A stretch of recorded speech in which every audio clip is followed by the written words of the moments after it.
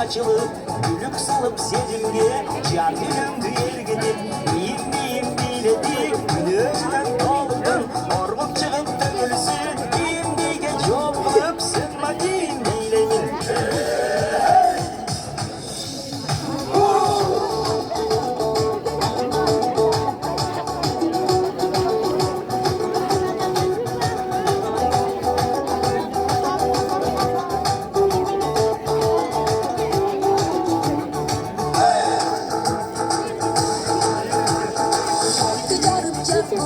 Sınıp sınıp şartılda cemiyetten dövülüp sınma diyeyim biledi aksanama şay bulup kıymıldarın caraşı kız kıyalı tavışmak mun bilemin.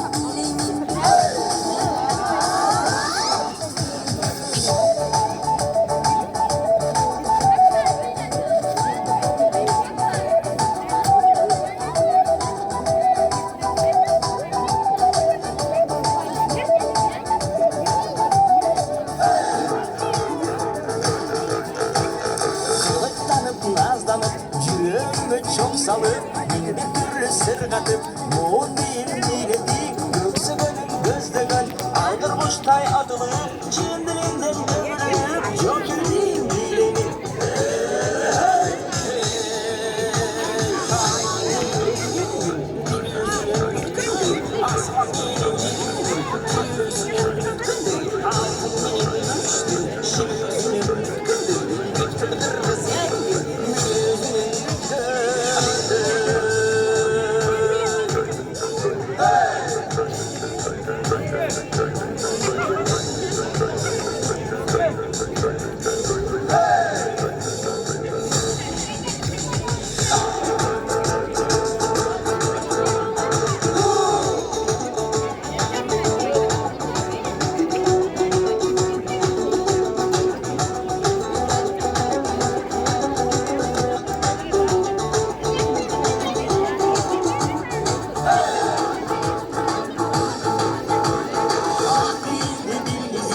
Bana işte görüşüp, gönül